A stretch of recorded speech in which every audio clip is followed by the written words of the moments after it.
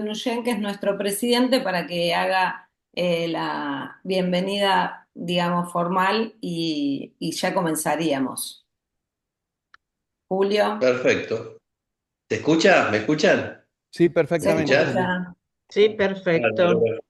Bárbaro. Bueno, hoy inauguramos esta jornada titulada Bioética en la era de la inteligencia artificial, desafíos, oportunidades y responsabilidad en salud. No, no estamos hablando de un futuro lejano, o sea, estamos ante un cambio de paradigma que ya estamos en el medio y está avanzando a velocidades impensadas realmente. Eh, La inteligencia artificial nos ofrece herramientas sin precedentes, ¿no? Pero también nos sitúa en una encrucijada ética fundamental, es lo que uno va viendo como médico hace muchísimos años. ¿Cómo logramos la integración de estas nuevas tecnologías sin sacrificar la esencia del acto médico?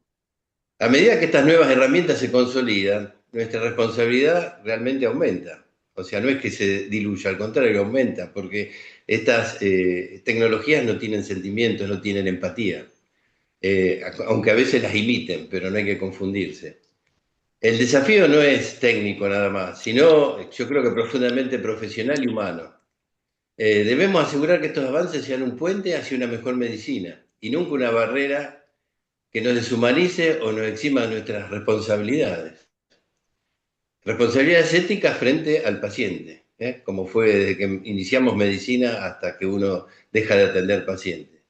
Mi mayor reconocimiento a los organizadores de estas jornadas, que no solamente estas otras que son realmente muy útiles y muy provechosas y muy beneficiosas para los médicos en general, a los organizadores por generar este espacio de debate tan necesario y urgente en este momento. Gracias por el esfuerzo de reunirnos a analizar la medicina que viene y la que debemos sostener. Bienvenidos, que esta sea una jornada que nos aporte mucha claridad y por lo menos que podamos sacarnos algunas dudas. La verdad que creo que son cosas fundamentales y hay que seguirlas repitiendo y replicando a medida que todo esto va avanzando. Muchas gracias y muy buena jornada. Bueno, muchas gracias, Julio. Ahora yo les paso con el doctor Herrera, que es el secretario de esta jornada, quien va a presentar a nuestros disertantes. Jorge. Perfecto. Bueno, antes de presentarlos, queríamos completar un poco lo que dijo Julio, que la medicina siempre ha estado atravesada por la técnica, pero hay algo nuevo ahora, que son los sistemas informáticos que imitan funciones cognitivas humanas y que pueden realizar tareas de forma autónoma. Por todo esto, empezamos a delegar nuestras decisiones. La bioética puede definirse como la disciplina que estudia desde una perspectiva ética las acciones humanas que afectan la vida, la salud y la dignidad de las personas en el contexto, por supuesto, de la medicina, la ciencia y la tecnología. La inteligencia artificial es el conjunto de sistemas basados en algoritmos capaces de procesar datos, aprender patrones, generar predicciones o decisiones que simulan las funciones cognitivas humanas. El algoritmo empieza a intervenir en decisiones clínicas y podría convertirse en un problema ético. Desde ahí podemos formular el problema central, que es donde nos vamos a dirigir en estas jornadas. La bioética de la inteligencia artificial es la reflexión crítica sobre el uso de algoritmos que transforman datos en decisiones que afectan la vida humana y que deben estar siempre subordinados al respeto de la dignidad de la persona. Los algoritmos trabajan con patrones, probabilidades, regularidades. La medicina trabaja con personas concretas, singulares, irrepetibles. Un algoritmo reconoce patrones, la bioética reconoce personas. El desafío que tenemos entonces por delante no es simplemente usar la inteligencia artificial. El verdadero desafío es evitar que en nombre de la eficiencia terminemos reduciendo a la persona a un dato. Y esto es, en esencia, un problema bioético. En la jornada de hoy vamos a tener a los siguientes disertantes. El doctor Navas, con el título de su disertación, El lado luminoso y oscuro de la inteligencia artificial en salud. El doctor Navas Es médico informático y docente universitario, experto en transformación digital y salud, docente universitario de la Universidad de Favaloro y en la UADE. Actualmente trabaja en la Dirección de Sistemas del Ministerio de Salud de la Nación. Luego tendremos al doctor Daniel Luna con el título 20 años de experiencia en uso de inteligencia artificial en un hospital de alta complejidad. El doctor Luna, médico de la UBA, especialista en medicina interna, máster de Ingeniería de Sistemas de Información en la UTN, doctor en Ingeniería Informática del ITBA, investigador independiente del CONICET, jefe del Departamento de Informática en Salud del Hospital Italiano de Buenos Aires y director de la Maestría en Informática para la Salud de la Universidad del Hospital Italiano y director del Centro Colaborador en Salud de la OPS. También tendremos a la doctora María Elisa Barone con el tema Aspectos éticos y legales del uso de la inteligencia artificial en salud. La doctora Barone es médica neuróloga, magíster en ética, presidenta del Comité de Ética e Investigación del INCUCAI, miembro del Grupo de Trabajo de Bioética de la Sociedad Neurológica Argentina, miembro integrante de la Comisión en Bioética del Colegio de Médicos del Distrito Quinto. Así que, si ellos ya están preparados, comenzaríamos entonces con la primera disertación. Bueno, muchas gracias, Jorge. Hernán, bienvenido. Entonces, te invitamos a que comiences cuando quieras. Bueno, bárbaro, muchas gracias. Vamos a compartir la pantalla.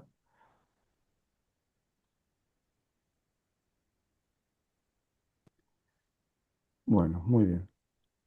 ¿Están viendo la pantalla? Sí, perfectamente. Excelente. Bueno, muy buenos días. Muchas gracias por la invitación. Le agradezco al comité, particularmente a Romina, por invitarme por invitarme hoy. Y quise empezar con una imagen porque todos reconocemos intuitivamente la tensión que hay entre la luz y la oscuridad, la promesa y el riesgo, el entusiasmo y el temor.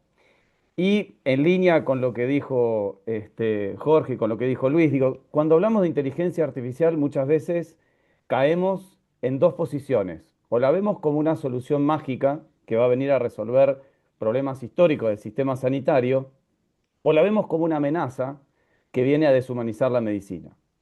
Pero probablemente ninguna de estas dos miradas sea suficiente.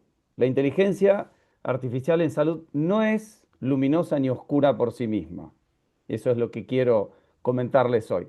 Se va a volver luminosa o se va a volver oscura según cómo la vamos a diseñar, con qué datos la vamos a alimentar, dónde la vamos a implementar, quién la va a supervisar y qué responsabilidades somos capaces de asumir. Les quiero aclarar desde el comienzo que no voy a hablar de dos inteligencias artificiales, de una buena y de una mala, como si fueran dos tecnologías diferentes. Insisto, voy a hablar de una misma tecnología que puede producir efectos muy diferentes según el contexto en el que se use. En salud, esto es muy importante porque no estamos hablando solamente de eficiencia, de productividad o de innovación. Estamos hablando de decisiones que pueden afectar la vida, la seguridad, la autonomía y la dignidad de las personas. Por eso, más que preguntarnos si la inteligencia artificial es buena o mala, lo que nos deberíamos preguntar es bajo qué condiciones puede ser beneficiosa y bajo qué condiciones se puede volver peligrosa. No me voy a presentar porque ya me presentaron muy bien. Y también, como dijeron recién, no estamos hablando del futuro, ¿sí? Muchas veces presentamos a la inteligencia artificial como algo que va a ocurrir más adelante, pero en realidad la inteligencia artificial ya está en la práctica sanitaria. No necesariamente es un robot que diagnostica enfermedades, a veces entra de formas mucho más silenciosas y más sutiles, un sistema que resume una historia clínica, una herramienta que ayuda a redactar un informe, un algoritmo que prioriza turnos, una alerta que marca riesgos. Es decir, no siempre la inteligencia artificial va a entrar por la puerta principal de un hospital. A veces puede entrar por la computadora de un consultorio, por el sistema de gestión, por el área administrativa o por una herramienta que alguien empieza a usar porque le ahorra tiempo. Y ahí aparece el primer desafío. Si ya está entrando, tenemos que entenderla antes de naturalizarla. Yo acá les compartí varios artículos para que vean también que desde hace tiempo que se viene hablando de la inteligencia artificial, y hay uno en particular que es del año 1994, que habían empezado a utilizar inteligencia artificial para la detección de la fibrilación auricular, ¿sí? Recordemos que las redes neuronales se desarrollaron en 1958. Lo primero que les quiero contar es, y que quiero desmistificar, es qué es una neurona artificial. Puede sonarles medio complejo, pero una neurona artificial es esto. Esta es la primera que apareció, es la más simple, la elemental, se llama perceptrón, pero yo lo que quiero es que ustedes vean qué es una neurona artificial y por qué es tan parecido a lo que es una neurona biológica. Fíjense que tiene unos puntos de entrada, a ver si puedo señalar con el puntero láser, acá estoy. Fíjense que esto que dice X1, X2, XN son las puertas de entrada. Tiene pesos, cada una de estas entradas, cada uno de estos valores que va a tener de entrada va a tener un peso, una importancia, se van a procesar, se van a sumar en algún lugar, a lo que también se le va a sumar un sesgo, se va a aplicar una función y va a generar un resultado de salida. Podríamos decir entonces que las entradas son las dendritas, que el cuerpo de la neurona tiene estas tres partes que yo les contaba y después la salida. Insisto, es la neurona más elemental, es la primera que salió, ahora hay Perdón, neuronas Hernán, muchísimo más complejas. perdón, Sí. Hernán, que te interrumpo. Me dicen que si vos te podés achicar un poquito porque no se ven bien las imágenes. Entonces voy a cambiar, voy a compartir de otra manera. Vamos a compartir de la manera tradicional. Esperen un segundo, Claro, dejo de compartir y que comparto de vuelta. así podemos Sí, ver está bien. las imágenes. Estaba tratando de innovar, pero no hay problema porque pasan estas cosas. Vamos de nuevo y voy a compartir de la forma tradicional sin estar yo en el dibujo. Ahora sí. Perfecto. Bueno, excelente. Bueno, entonces, les decía, tenemos las diferentes entradas X1, X2, XN, que van a tener un valor que les va a dar una importancia o un peso. Esto vendría a ser la dendrita de nuestra neurona artificial. Después va a tener un cuerpo que va a sumar cada una de esas entradas, le va a aplicar un sesgo. El sesgo de alguna manera viene a funcionar como el umbral de activación que tiene la neurona y va a ejecutar un valor de salida. Esto si lo llevamos a una fórmula matemática, no se compliquen tampoco, pero digo, la I es igual a la función de la suma de cada una de las entradas multiplicado por esos pesos, esa importancia que yo le decía, sumado por el sesgo, ¿sí? Pero básicamente para que se entienda que la neurona artificial es matemática.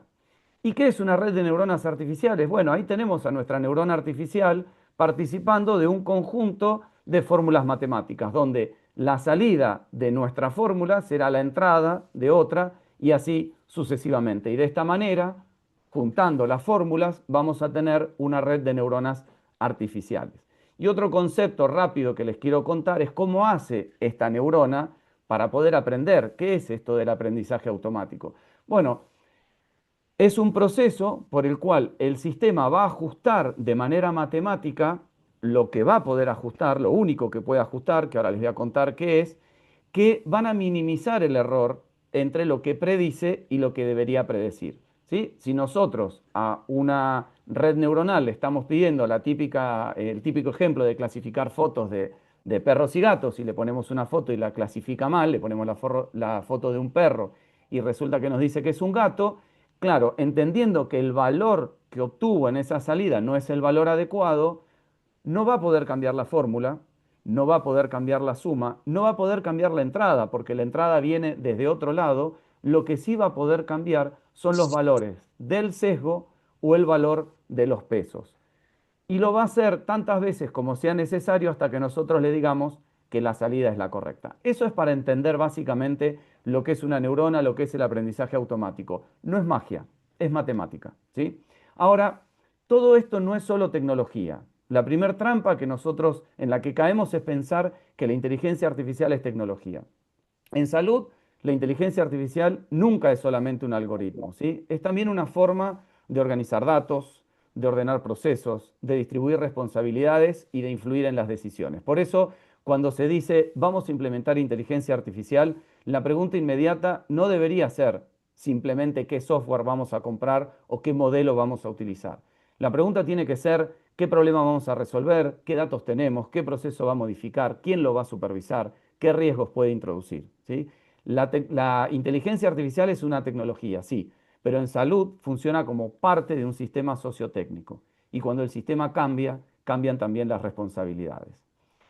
Entonces, ¿qué es lo que cambia? Durante muchos años los sistemas de información en salud tuvieron principalmente una función de registro. Registraban datos administrativos, turnos, prestaciones, diagnósticos, datos médicos, evoluciones, estudios, indicaciones, resultados. Pero con el tiempo estos sistemas empezaron a ordenar mejor la información, a compartirla, y se empezaron a generar reportes y tableros. Pero con la inteligencia artificial aparece un cambio cualitativo. Pasamos de sistemas que registran a sistemas que sugieren. Y es un paso enorme. Porque una cosa es que un sistema guarde información y otra cosa diferente es que la interprete, la priorice, la resuma, la compare, prediga riesgos o recomiende acciones. Cuando el sistema empieza a sugerir, empieza a influir. Y cuando empieza a influir, necesitamos discutir con mucha más seriedad el impacto ético, clínico, organizacional y legal. Entonces, la inteligencia artificial, para ordenarla, podemos decir que tiene tres grandes usos principales en salud.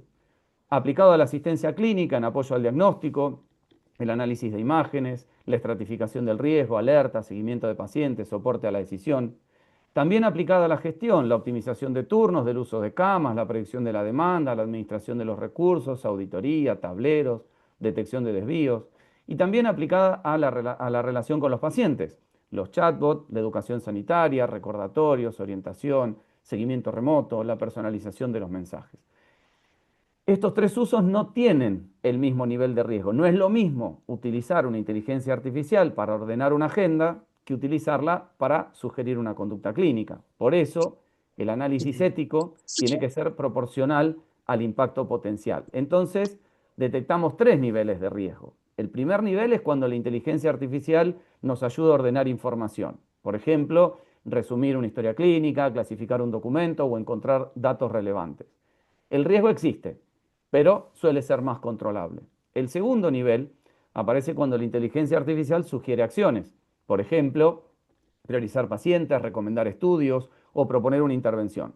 Acá ya no está solamente organizando y está orientando. Y el tercer nivel aparece cuando la inteligencia artificial influye en decisiones críticas. Por ejemplo, decisiones diagnósticas, terapéuticas, de triage o de asignación de recursos escasos. Cuanto más se va a acercar la inteligencia artificial a una decisión crítica, más vamos a necesitar evidencia, trazabilidad, auditoría, supervisión humana y responsabilidad institucional. El verdadero insumo de la inteligencia artificial son los datos. Y uno de los mensajes centrales que les quiero dar es que el verdadero problema de la inteligencia artificial no empieza en el algoritmo, empieza antes, empieza con los datos que nosotros tenemos en el sistema de información en salud.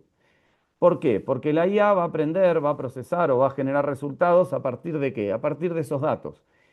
Y en salud los datos suelen estar incompletos, fragmentados, suelen ser heterogéneos, mal codificados, escritos con estilos distintos, distribuidos en múltiples sistemas, muchas veces capturados más con fines administrativos que clínicos. Entonces, antes de entusiasmarnos con la inteligencia artificial, tenemos que hacernos una pregunta incómoda. ¿Los datos que tenemos están en condiciones de sostener decisiones inteligentes? Porque si los datos son pobres, la inteligencia artificial no los va a convertir mágicamente en buenos, ¿sí? Puede incluso darles una apariencia de precisión que no tienen. Y acá me hace acordar algo cuando trabajé con los tableros de información y cuando uno trabaja con analítica, que dice que si los datos que ingresan son basura, los resultados que se van a obtener también son basura. Y esto no importa el sistema que pongamos en el medio o la inteligencia artificial que pongamos en el medio, porque va a pasar lo mismo. No puede transformar datos basura en datos buenos, ¿sí? Entonces el sustento son los datos. Y por otro lado, tenemos que entender también que la inteligencia artificial es un amplificador y puede amplificar capacidades humanas, ayudarnos a leer más información, a detectar patrones, a reducir tareas repetitivas, a anticipar riesgos y mejorar procesos. Pero también puede amplificar problemas que ya existían, registros deficientes, inequidades, sesgos, mala calidad de los datos, fragmentación del sistema, decisiones poco transparentes. Y este punto es clave, porque la inteligencia artificial no está llegando a un sistema sanitario ideal, llega a un sistema real que tiene virtudes y que tiene problemas. Por eso, si la organización tiene buenos datos, buenos procesos y buena gobernanza, la inteligencia artificial la puede potenciar. Pero si los datos son malos, si nuestros procesos son débiles y las responsabilidades confusas, la inteligencia artificial puede hacer que estos problemas en realidad escalen bastante más rápido. Empecemos viendo el aspecto positivo. Comencemos por el lado luminoso de la inteligencia artificial, cuando la inteligencia artificial va a ampliar nuestras capacidades humanas y va a mejorar el cuidado. Lo primero que va a hacer, o que puede hacer, y es un gran aspecto luminoso, es ayudarnos a ver patrones que pueden pasar desapercibidos. En salud trabajamos con muchísima información, con volúmenes muy grandes de información, antecedentes, resultados de laboratorio, imágenes, evoluciones, medicación, signos vitales, datos de población, etc. Nadie puede procesar todo esto de manera perfecta todo el tiempo y en tiempos breves. Entonces, la inteligencia artificial nos puede ayudar a identificar señales tempranas, a detectar combinaciones de riesgo, encontrar tendencias y priorizar situaciones que van a requerir atención. En este sentido, funciona como una linterna. No va a reemplazar al profesional, pero le puede iluminar zonas que antes quedaban en la penumbra. El segundo aporte concreto tiene que ver con la carga administrativa. Los médicos y los equipos de salud dedican muchísimo tiempo a documentar, a buscar información, a completar formularios, redactar informes, codificar, etc. La inteligencia artificial nos puede ayudar a reducir parte de esta carga. Puede resumir antecedentes, puede preparar borradores, ordenar información, convertir texto libre en dato estructurado, asistirnos en la codificación y facilitar la documentación clínica. Esto no es un tema menor, porque la sobrecarga administrativa también tiene impacto ético porque consume tiempo, desgasta y puede deteriorar la calidad del vínculo que tenemos con el paciente.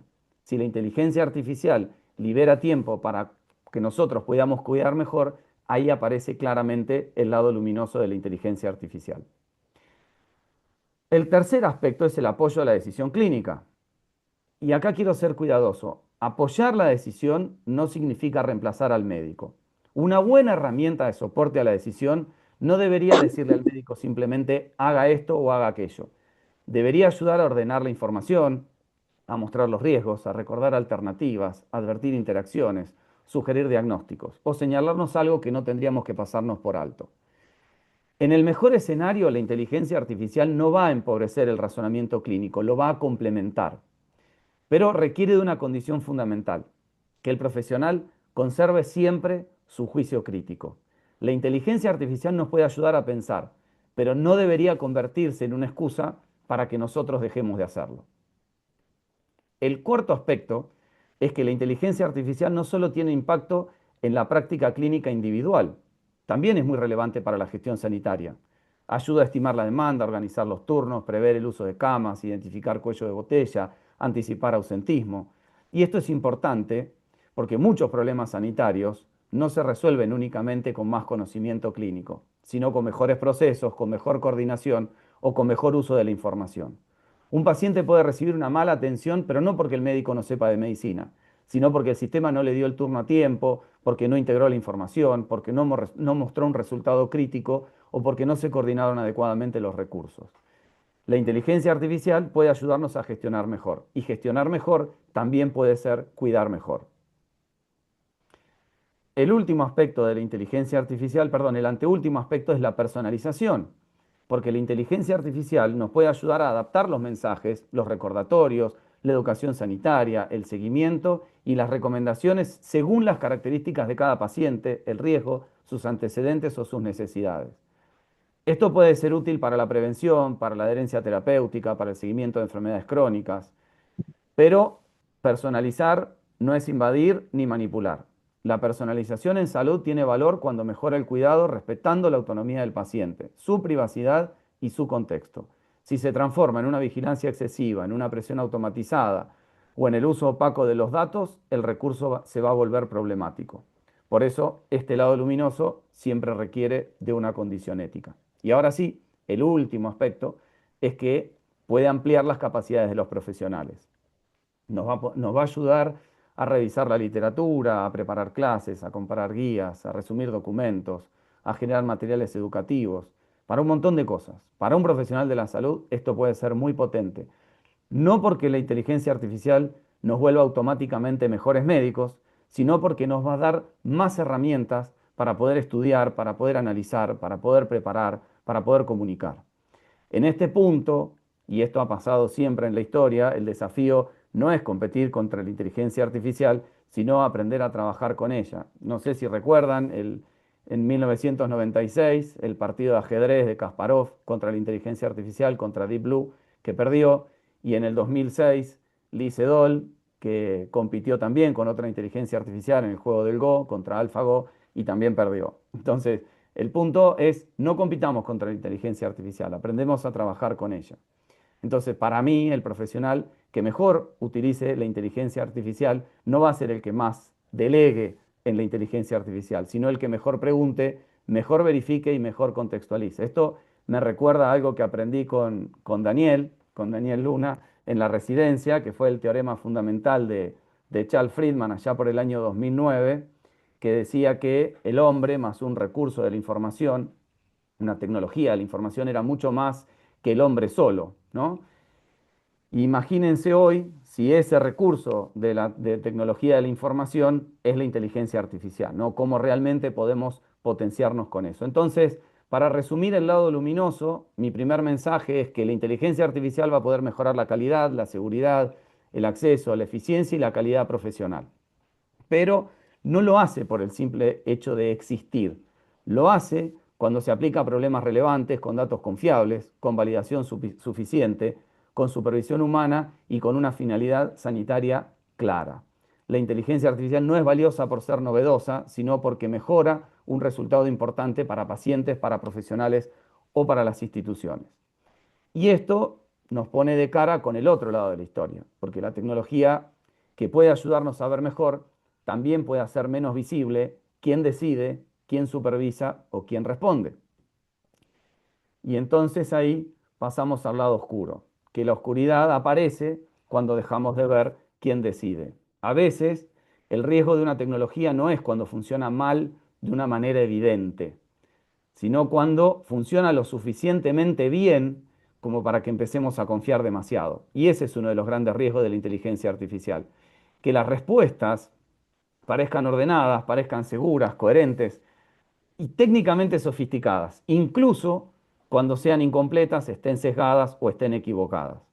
En medicina estamos acostumbrados a convivir con la incertidumbre. El problema es que muchas herramientas de inteligencia artificial presentan respuestas que tienen una seguridad que puede disimular la incertidumbre. Y cuando la respuesta parece demasiado convincente, el juicio crítico se puede relajar. Entonces, el primer riesgo del lado oscuro, que más o menos ya lo venía comentando, son los datos pobres. Una historia clínica incompleta, un diagnóstico mal codificado, un resultado cargado tarde, perdón, una población subrepresentada puede ser un riesgo. Pero sofisticación técnica no equivale tampoco a verdad clínica. En salud, los datos no son un objeto neutro. Son el resultado de prácticas profesionales, de procesos institucionales, de limitaciones tecnológicas y de contextos sociales.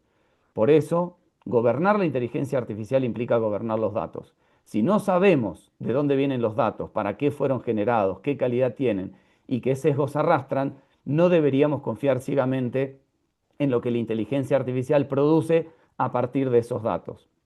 Porque el segundo sesgo, el segundo riesgo son los sesgos. Recién les dije la importancia de los datos, y si el sistema aprende de datos históricos, también puede aprender de desigualdades que estén presentes en esos datos. Puede haber grupos menos representados, diagnósticos tardíos, menor acceso a estudios, etcétera, ¿sí? Y todo eso va a reflejar inequidades previas. La inteligencia artificial lo que va a terminar haciendo es reforzando las diferencias que el sistema ya tenía. Y esto es un punto bioético central, porque conecta directamente con el principio de justicia. No alcanza con que nos preguntemos si la inteligencia artificial funciona bien en promedio. También tenemos que preguntarnos para quién funciona bien, para quién funciona mal y a quién podría estar dejando afuera. Otro aspecto del lado oscuro de la inteligencia artificial lo hemos padecido todos con las inteligencias artificiales generativas, que son las respuestas falsas convincentes, ¿no? Una herramienta nos puede redactar un texto muy claro, muy prolijo, muy seguro, y aún así estar completamente equivocado. Esto es muy delicado en salud, porque además el lenguaje médico tiene apariencia de autoridad. Una respuesta bien escrita puede generar una falsa sensación de precisión. El problema no es solo que la inteligencia artificial se pueda equivocar, porque los humanos también nos equivocamos. El problema es cuando la inteligencia artificial se equivoca de una manera difícil de detectar, para el que no tiene el conocimiento suficiente, para el que está cansado, que está apurado o está sobrecargado. Por eso en salud, toda respuesta generada por inteligencia artificial debería ser considerada un borrador, una ayuda, una hipótesis, pero no una verdad final. El cuarto riesgo es la opacidad, ¿sí? Lo opuesto a algo traslúcido, algo transparente. En muchas situaciones tenemos que poder explicar por qué se tomó una decisión, no solo por razones legales, sino por razones clínicas y éticas. Si un sistema recomienda priorizar a un paciente, cambiar una conducta, solicitar un estudio o estimar un riesgo, necesitamos saber por lo menos qué variables tuvo en cuenta, cuál es el grado de confiabilidad, con qué población se validó y cuáles fueron sus límites. Si nosotros no podemos explicar nada de esto, se dificulta la auditoría, la corrección, se dificulta la posibilidad de aprender y de asumir la responsabilidad. Que sea opaco no siempre invalida una herramienta, pero sí lo que va a aumentar es la exigencia del control, de la validación y de la supervisión. En salud, lo que se llama un software de caja negra, ¿sí? Un software opaco, un software que no se puede explicar, nunca debería convertirse en una autoridad incuestionable. El quinto riesgo es automatizar la confianza. Esto nos va a ocurrir cuando empezamos a aceptar la recomendación porque la dijo el sistema. Lo dice la computadora, lo marca el sistema, salió así del algoritmo. Esa transferencia de autoridad en salud puede ser peligrosa, porque el sistema puede ayudar, pero no va a conocer completamente al paciente, no percibe todo el contexto, no entiende siempre las preferencias, los valores, la historia personal, ¿sí? El juicio clínico no debe desaparecer detrás de una recomendación automatizada. La pregunta profesional sigue siendo indispensable.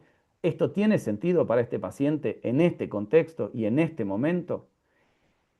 Y por último, el sexto riesgo es la desigualdad digital.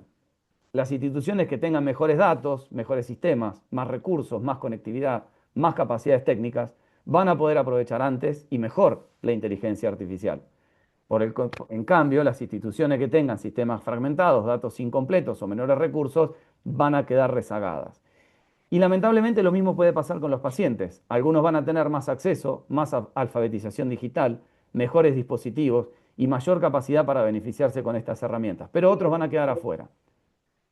La diferencia va a depender si pensamos a la inteligencia artificial como una herramienta de equidad o como una ventaja competitiva, porque la inteligencia artificial en este caso, en vez de reducirnos las brechas, las va a ampliar. Entonces, el segundo mensaje clave es que la inteligencia artificial va a poder aumentar los riesgos cuando va a operar sobre datos pobres, sesgos invisibles, respuestas poco verificadas o decisiones difíciles de auditar. Ese es el lado oscuro. Pero el problema no es solamente que la IA se pueda equivocar. El problema es que puede equivocarse con apariencia de precisión, como les dije hoy, esas respuestas que parecen verdaderas y no lo son, y que van a influir en decisiones clínicas y van a diluir responsabilidades. La inteligencia artificial no se vuelve riesgosa por fallar, se vuelve riesgosa cuando la dejamos de supervisar. Entonces, esto nos va a llevar a la última pregunta, y que es, la pregunta no pasa por utilizar inteligencia artificial. No nos tenemos que preguntar eso, si podemos o no utilizar inteligencia artificial, porque la inteligencia artificial ya está. La pregunta real es bajo qué condiciones. Y eso nos va a sacar del terreno del entusiasmo tecnológico y nos va a llevar al terreno de la gobernanza. Gobernanza significa definir las reglas, responsabilidades, criterios de evaluación, mecanismos de supervisión, límites de uso, procesos de auditoría y forma de respuesta ante los errores. No es frenar la innovación, es hacerla responsable, porque en salud también innovar sin gobernar puede ser tan riesgoso como no innovar nunca. Entonces, yo lo que les propongo son 5 preguntas simples antes de implementar cualquier inteligencia artificial en salud. Primero, ¿para qué problema concreto la queremos utilizar? Si no hay un problema claro, probablemente estemos con la fascinación tecnológica y no realmente con una innovación sanitaria. Segundo, ¿con qué datos funciona? Necesitamos conocer el origen, la calidad, la representatividad y los límites. Tercero, ¿con qué evidencia cuenta? No alcanza con que parezca útil. Tenemos que evaluar el desempeño y la seguridad. ¿Con qué supervisión humana? ¿Quién lo va a revisar? ¿Cuándo lo va a revisar? ¿Con qué responsabilidad institucional? Si algo sale mal, no todo puede quedar diluido entre el sistema, el proveedor, digo, tiene que quedar muy claro. Estas 5 preguntas no van a resolver todo, pero van a ordenar la discusión. Si la herramienta no puede resolver estas preguntas, entonces todavía no está lista para influir en la atención. Y está claro que en este escenario el rol del médico no va a desaparecer, pero va a cambiar. Ya les dije que el médico no tiene que competir con la inteligencia artificial como si fuera una carrera, pero tampoco tiene que delegar en esta herramienta los criterios que no corresponden. El nuevo rol va a implicar saber utilizar la inteligencia artificial, pero también saber cuestionarla, supervisar, contextualizar, verificar. El médico del futuro no es necesariamente el que más tecnología va a usar, sino el que mejor integre la tecnología, el conocimiento clínico, el criterio ético y la comprensión humana. La inteligencia artificial puede aportar información, pero el cuidado va a seguir siendo una responsabilidad humana. Acá les comparto algunas publicaciones hechas por la Organización Mundial de la Salud o la Organización Panamericana de la Salud con respecto a lo que es inteligencia artificial. Hay una que es muy interesante, que es del 2020, que sería el más viejo de los que les muestro acá, que propone tratar a los sistemas de inteligencia artificial como si fueran dispositivos médicos y que tengan una evaluación de riesgo clara, como yo les contaba antes, de acuerdo a si lo único que hacen es clasificar información o si están influyendo en alguna decisión crítica en algún momento crítico. Hay algunas recomendaciones internacionales con respecto a lo que es el uso de la inteligencia artificial, que el enfoque esté centrado en el ser humano, que esté basado en principios éticos, que sea transparente, esto que yo les decía, que no sean sistemas opacos, que la privacidad, la confidencialidad y la seguridad en el manejo de los datos es fundamental, que haya integridad científica, ¿sí? Esto de la accesibilidad, que los desarrollos sean abiertos y compartidos, que el diseño y el impacto de las iniciativas siempre se fundamenten en la equidad, en la igualdad y en la inclusión, y el último es que siempre exista una supervisión y una revisión humana en las decisiones que se toman a partir de la inteligencia artificial. Entonces, el objetivo que tuve en esta presentación no fue agotar casos de uso ni resolver todos los dilemas éticos y morales. Lo que traté es de dejar planteado un mapa. Les conté que la inteligencia artificial ya forma parte de la transformación digital en salud. También les dije que puede aportar un valor clínico, pero que puede introducir riesgos importantes y que la diferencia entre el lado luminoso y el lado oscuro no va a depender del algoritmo, sino de las condiciones de implementación. Entonces, para cerrar, quiero volver al inicio. La inteligencia artificial va a poder iluminar zonas oscuras de nuestro sistema sanitario, información que no vemos, riesgos que llegan tarde, procesos que fallan, tareas que llevan tiempo o inequidades que no medimos. Pero también puede oscurecer responsabilidades. ¿Quién decidió? ¿Con qué datos? ¿Bajo qué evidencia? ¿Con qué supervisión y con qué consecuencias? Por eso, como decían al principio, la inteligencia artificial no nos va a liberar de la ética, al contrario, nos va a exigir más. No nos va a liberar de la responsabilidad profesional, nos va a exigir una responsabilidad más explícita y no va a reemplazar la necesidad de tener buenos sistemas de información, buenos datos y buenas instituciones, sino todo lo contrario, va a depender de eso. ¿Por qué? Porque la diferencia entre el lado luminoso y el lado oscuro no la hace el algoritmo, sino que la hacemos nosotros. Muchísimas gracias. Bueno, muchas gracias, Hernán. Las preguntas que van surgiendo las vamos a hacer al final, así que les invito a dejarlas por escrito y al final hacemos todas las preguntas. Bueno, invitamos ahora al doctor Daniel Luna a continuar con su disertación. Hola a todos, muchas gracias. Mientras voy compartiendo,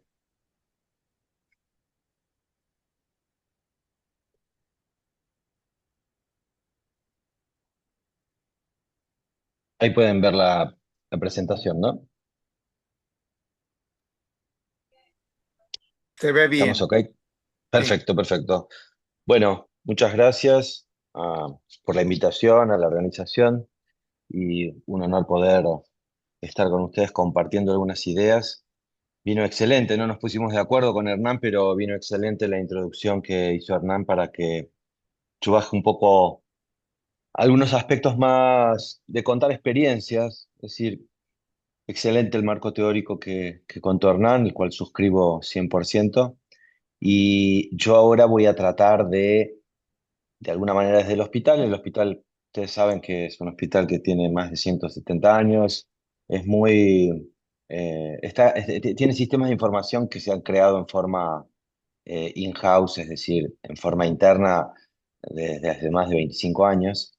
Y yo lo que les voy a tratar de contar un poquito es qué hicimos, qué aplicamos, qué camino recorrimos y dejar para el debate al final, para cuando se hagan las preguntas, cualquier aspecto que quieran profundizar, porque voy a tratar de contarles desde la experiencia, desde el haber hecho estas cosas y darles alguna suerte de marco de lo que se puede, lo que no se puede, y más que nada en nuestros ambientes, ¿no? Porque mucho de lo que muchas veces leemos y lo que tomamos como referencia no aplican a nuestro ámbito.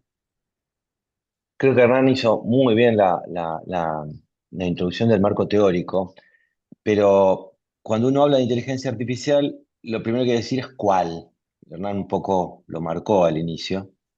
Y yo les diría que no todo es ChatGPT, aunque hoy sea lo que más llama la atención, lo que más hype mediático tiene, porque existe una gran potencialidad, pero no todo es ChatGPT y se denomina inteligencia artificial a la red de técnicas y dominios en los cuales se aplica un proceso de émulo artificial de una inteligencia natural. Y ese proceso de emular la inteligencia natural se da a través de lo que se denominan algoritmos. Y los algoritmos son ni más ni menos que un conjunto de pasos predefinidos para obtener un resultado, pero no asegura la obtención del resultado, sino que es la consecución de esos pasos.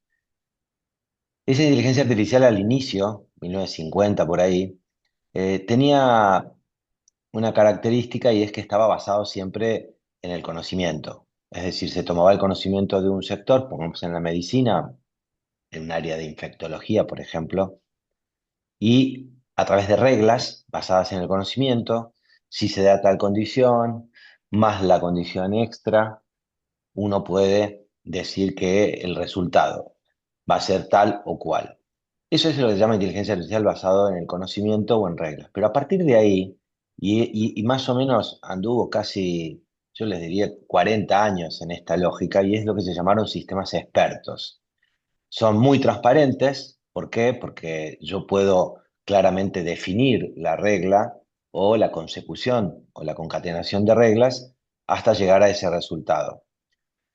Son muy efectivos. La mayor cantidad de evidencia que hay en la literatura proviene de estos sistemas expertos basados en reglas a nivel de outcomes clínicos y a nivel de, o sea, outcomes clínicos y outcomes duros de pacientes y a nivel de generar cambios en las conductas de los profesionales.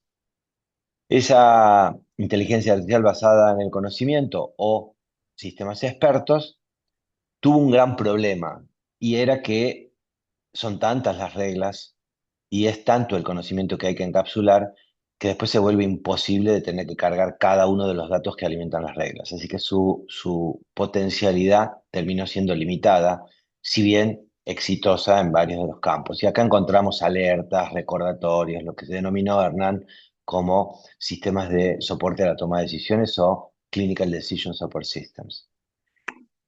Eso, les diría yo, es lo que más tienen que poner foco hoy, porque eso es lo que uno entiende que hoy genera cambios en el médico o mejora resultados en los pacientes.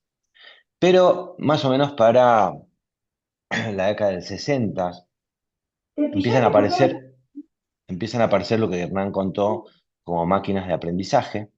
Ese es el subconjunto. Estas máquinas de aprendizaje ya no se basaron en el conocimiento, sino se basaron en datos, lo que mostró Hernández cómo era una red neuronal, el perceptrón, esa red neuronal artificial. Esencialmente lo que necesita son muchísimos datos para lo que él mostró como la puerta de entrada.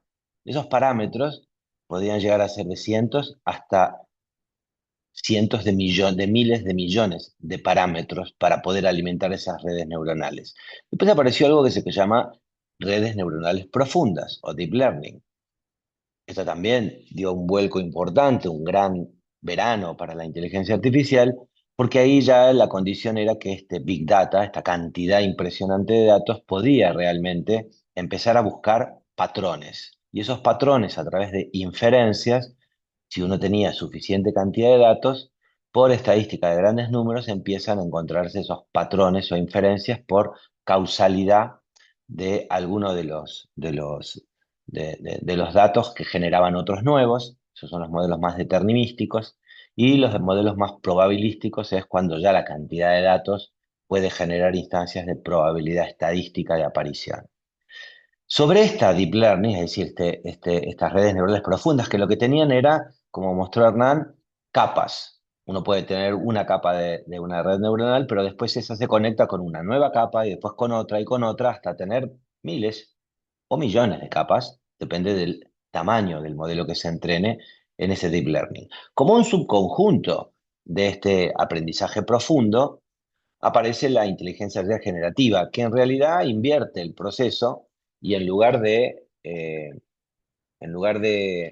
predecir por elementos de entrada, como fotos, por ejemplo, imágenes de algunas lesiones de la piel para predecir si es maligna o es benigna, en esa instancia es ir al revés, ir desde el producto a tratar de conseguir o de reconstruir alguno de los puntos de entrada. Eso es lo que hace la IA generativa. La IA generativa, a través de modelos estadísticos, trata de predecir y crear, por ejemplo, si yo pongo un texto que me cree una foto de un gato, va a tratar de aprender cómo son los gatos primero y luego, una vez que ha sido entrenado en cómo son los gatos, va a poder recrear un gato. Esa es la inteligencia artificial generativa. Pasa con texto, con audio, con voz, con videos. Sobre un subconjunto de esta inteligencia generativa aparecen los grandes modelos de lenguaje, que están esencialmente enfocados a líneas de texto, y sobre eso aparece el ChatGPT como su gran exponente. Entonces, ya para no aburrirlos más con esta clasificación, lo primero que ustedes tienen que entender para poder tratar de ver, y voy a hacer un único comentario con respecto a la ética, pero lo que sí tienen que entender cuando les digan inteligencia artificial es que piensen cuál. ¿Por qué? Porque acá yo les conté las técnicas, las diferentes técnicas, aprendizaje automático, redes neuronales profundas, inteligencia generativa, grandes modelos de lenguaje, y ahí aparece ChatGPT, o Gemini, o Grok, o cualquiera de ellos, Claude, o cualquiera de ellos que hoy tienen tanta publicidad. Entonces tienen que entender que la aplicación de cada una de estas técnicas en dominios en particular, por ejemplo, visión computacional, procesamiento del lenguaje natural, creación de entendimiento del habla, del speech recognition, es decir, el reconocimiento del habla en el caso particular, y los asistentes conversacionales, son todas dominios con estas técnicas aplicadas.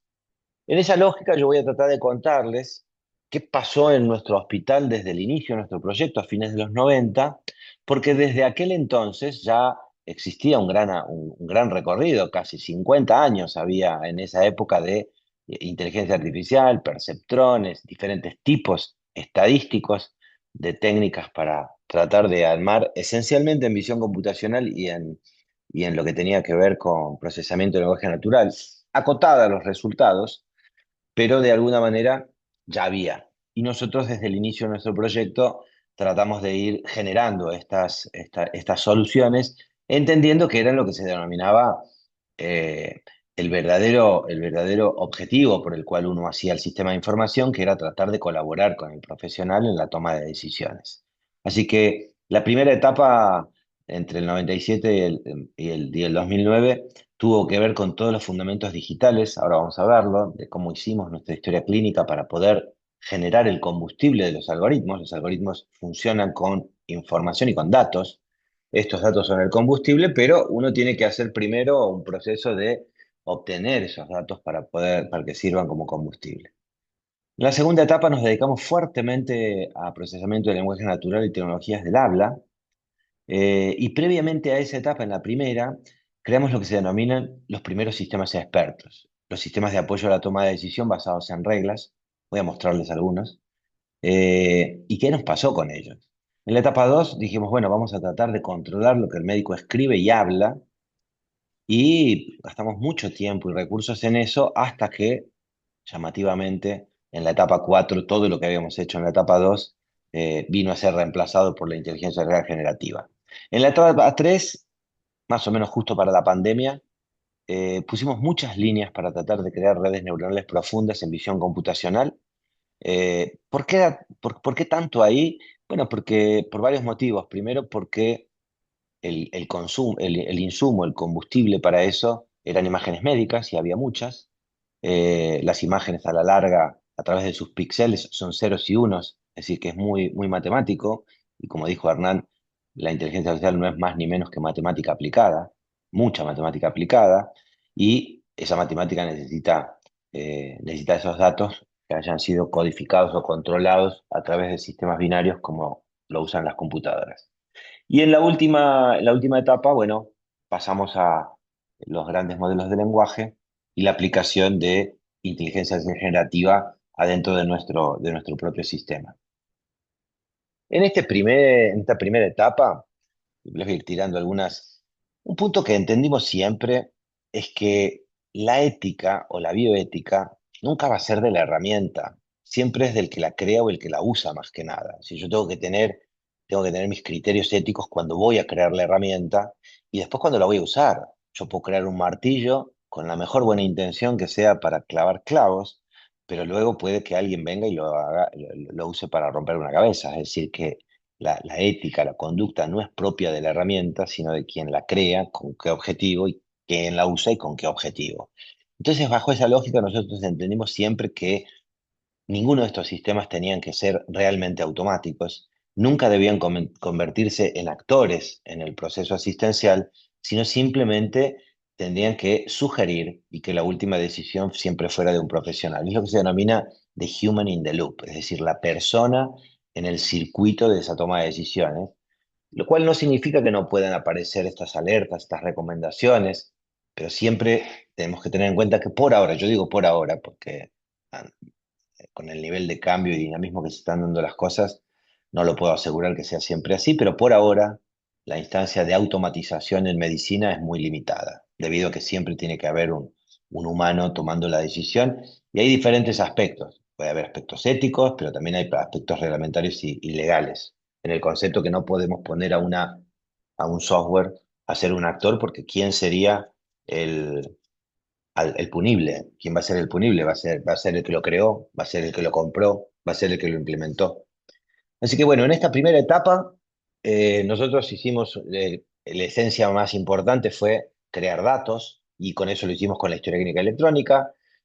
Un punto muy importante acá es que siempre entendimos que los médicos no debían eh, tener que codificar nada, sino que se incorporara texto narrativo, así que dimos mucha, tal cual como lo planteó Hernán, cargamos mucha basura en la historia clínica, mucho texto libre, mucho texto. Si bien había algunas instancias de procesos un poco más estandarizados con codificación que iba por atrás, nunca codificaba el médico, pero sí metimos mucho texto narrativo y eso les aseguro que hoy pasó a ser el combustible más importante para las nuevas tecnologías que se están aplicando.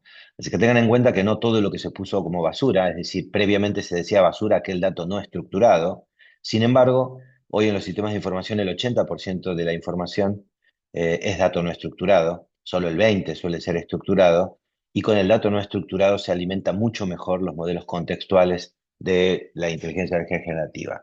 Pero en aquella etapa trabajamos mucho en lo que se llama de Clinical Decision Support Systems, es decir, sistemas en donde uno tiene reglas, guías de práctica clínica, instancias específicas de embeber condiciones predefinidas a través de lo que se denomina un trigger. Es decir, si yo tengo tres drogas que está tomando un paciente y voy a dar una cuarta, puedo ir a buscar en una base y decir, bueno, a ver, esta cuarta droga que estoy por incorporar, ¿tiene alguna interacción negativa, deletérea con las otras tres? Eso es una regla y eso es un sistema de soporte a la toma de decisiones. En aquel entonces trabajamos muchísimo con alertas farmacológicas, más que nada porque eran bastante más fáciles y hay bases de conocimiento estructuradas muy adecuadas para poder alimentar esas reglas, pero después trabajamos en diferentes guías de práctica clínica como profilaxis de trombosbolismo venoso, tamizaje de HIV, diferentes tipos de sistemas expertos que fueron siendo aplicados y aún siguen siendo aplicados porque de hecho no pierden vigencia, es la manera de llegar a los profesionales. Y uno de los puntos más importantes es, primero, que tengan significancia clínica cuando uno va a tratar de parar el proceso asistencial o de documentación clínica del profesional. Y segundo, y más importante, embeberlo en el workflow y dar la chance, con alta significancia clínica, y dar la chance de que siempre haya una salida y que no quede en un loop. Es decir, lo que se denomina evitar un hard stop, es decir, que yo no pueda seguir trabajando, que siempre haya un modelo de supervisión y de continuidad asistencial. Obviamente que después se fue complejizando e inclusive llegamos a poner algún tipo de alarmas y recordatorios basados en el secuenciamiento de datos genómicos, como por ejemplo alertas para aquellos pacientes que tienen expresión del BRCA1 y el BRCA2 para cáncer de mama y de ovario. Y una de las últimas que incorporamos fue la de detección automática de lesión renal aguda, algo que tenía un altísimo impacto asistencial. Ustedes saben que pacientes con insuficiencia renal aguda durante una internación tienen un 20% de mortalidad y el encontrar estos pacientes en momentos tempranos aumenta la sobrevida y obviamente disminuye la mortalidad y eso es algo que pudimos medir. En la segunda etapa dijimos, bueno, ya que tenemos tanto texto narrativo, lo cual era mandatorio para nuestro sistema de información, vamos a tratar de generar herramientas que posibiliten sacar códigos, o sea, codificar conceptos, codificar entidades adentro de lo que ponía cada médico. Entonces, creamos un servidor de terminología que esencialmente procesa el lenguaje natural, identifica la terminología clínica y médica y la codifica usando diferentes sistemas. No importa, ese es el objetivo era ese.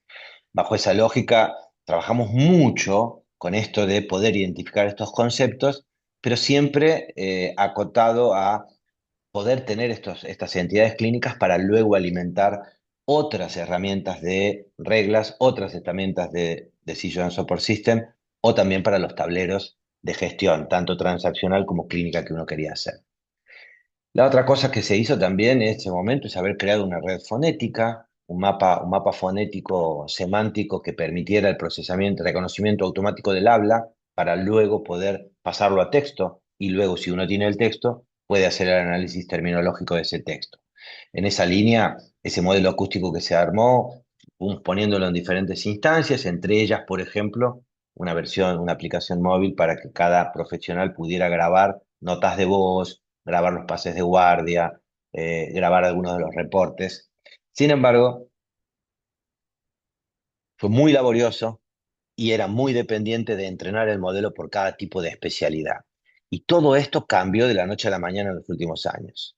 Y digo de la noche a la mañana porque todo esto que habíamos hecho, tanto en procesamiento de lenguaje natural como en procesamiento del habla, lo tuvimos que discontinuar porque las nuevas herramientas multimodales de la IA generativa lo superan, pero ampliamente. Y estuvimos 10 años trabajando, haciendo todo un sustrato tecnológico que luego se lo limpió de un plumazo la IA generativa. Eh, la idea en la tercera etapa, que era la visión computacional, es que permita a las máquinas interpretar y comprender información que está en imágenes y videos. Los radiólogos fueron una de las primeras especialidades que se dieron cuenta que iba a haber un recambio, que iba a haber un reset tecnológico, y ellos hace rato que vienen trabajando con aplicación de redes neuronales profundas a la visión computacional en cuanto dominio entiendan. En donde hay una modalidad que genera una imagen o un video, los videos no son más ni menos que muchas imágenes pasadas todas juntas y rápido, así que es una secuencia de imágenes también. Y esas imágenes tienen píxeles y esos píxeles tienen ceros y unos. Y las computadoras pueden entender muy bien eso. Entonces, empezar a tratar de replicar el proceso humano de ver una imagen y encontrar anomalías o normalidad es algo que fue siempre un objetivo y la visión computacional se encargó de hacerlo.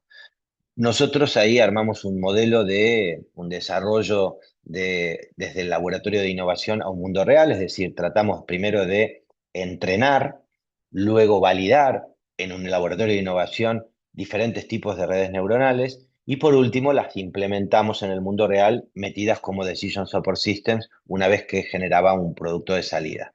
En esa línea hicimos diferentes proyectos, uno de ellos fue Artemisia, que es un algoritmo de inteligencia artificial para el procesamiento de mamografías y medir primero la densidad mamaria y en una segunda etapa el encuentro de diferentes tipos de anomalías para screening de cáncer de mama. Y conecta bien con papá. ¿Hay alguien que está hablando, perdón? ¿Es alguna pregunta o...? No, no, ya lo silencié, Daniel. Ah, ok, ok. La otra cosa que hicimos, y esto se los cuento que fue importante, en el mundo el 50% de las radiografías de tórax no las ve nadie.